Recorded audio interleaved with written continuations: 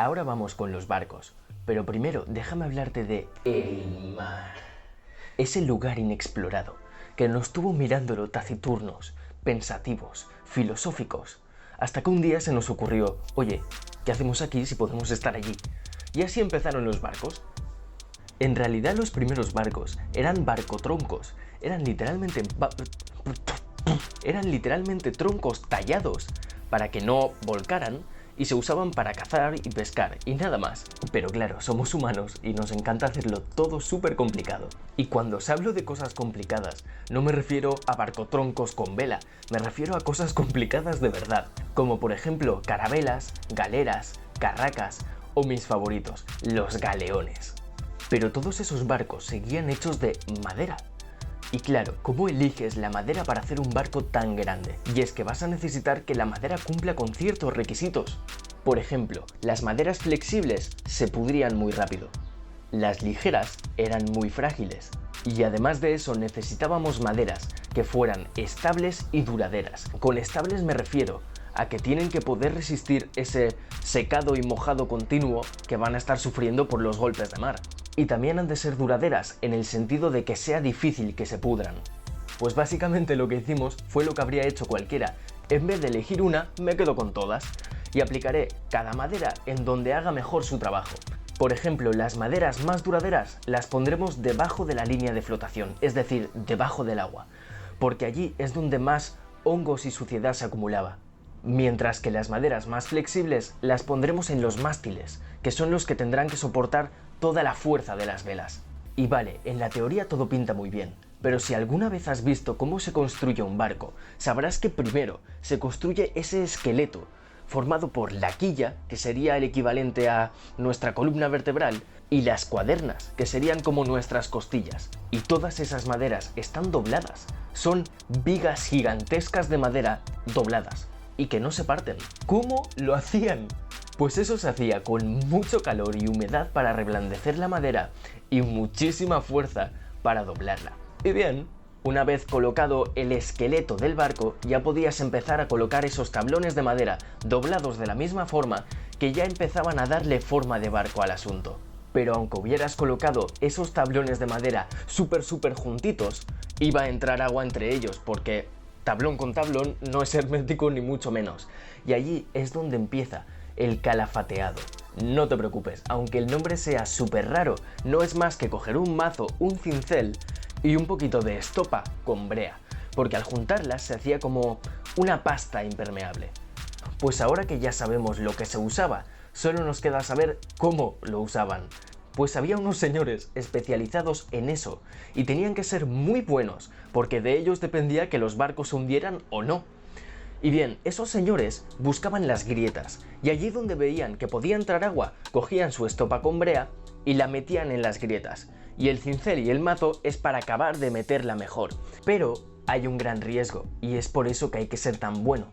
Y es que si te pasas con el cincel, y el cincel atraviesa el casco y sale por dentro, habrás hecho un agujero y esas tablas ya no sirven, hay que cambiarlas por unas de nuevas. Pero bueno, ya tenemos nuestro barco bien montado y calafateado. Pero calafatear no era el último paso, y es que una vez ya se había acabado de calafatear, había que echarle una mano de acabado, para reforzar todo eso y asegurarse de que no se iba a salir, aunque sinceramente ya era bastante difícil.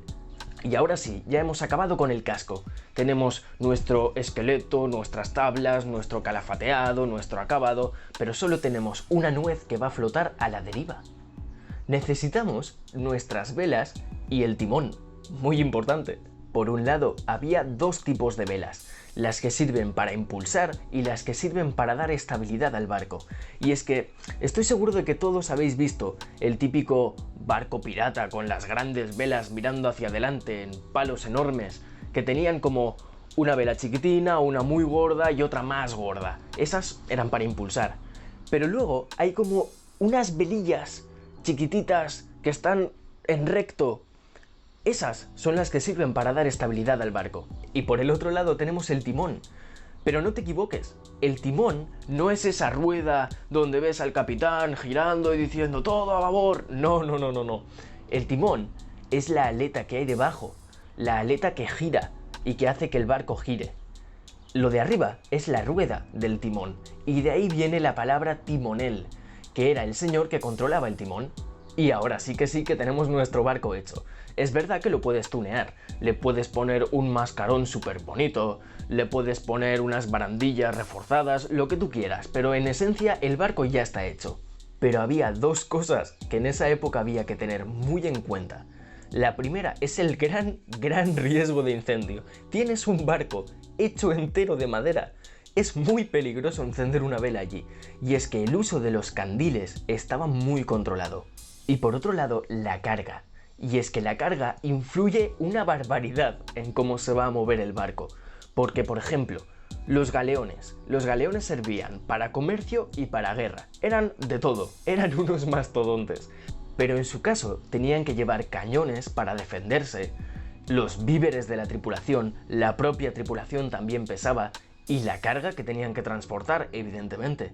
Y si todo eso sobrecargaba demasiado el barco, además de ir mucho más lento, acabaría perdiendo el equilibrio y volcando o hundiéndose.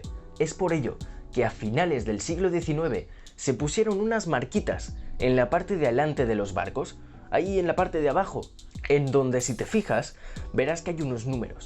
Esos números sirven para saber cómo de hundido está el barco y para que tú sepas cómo te puedes esperar que funcione.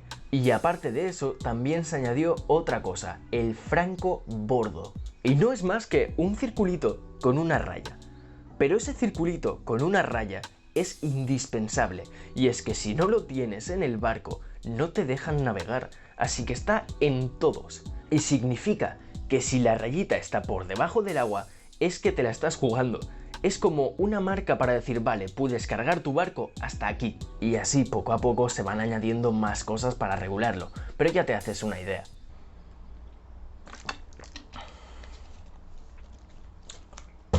Y bueno, hasta aquí el vídeo de hoy, espero que os haya gustado. Os dejo por aquí o por aquí. Se está volviendo loco lo de la iluminación. Pero bueno, os dejaré en algún sitio dos vídeos que seguro que os van a encantar. Y nos vemos en el próximo vídeo. Un saludo. A ver cómo me quito esto.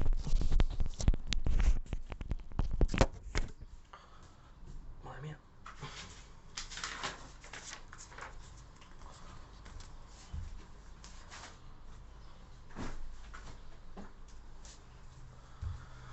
¡Uy! Me duele la espalda.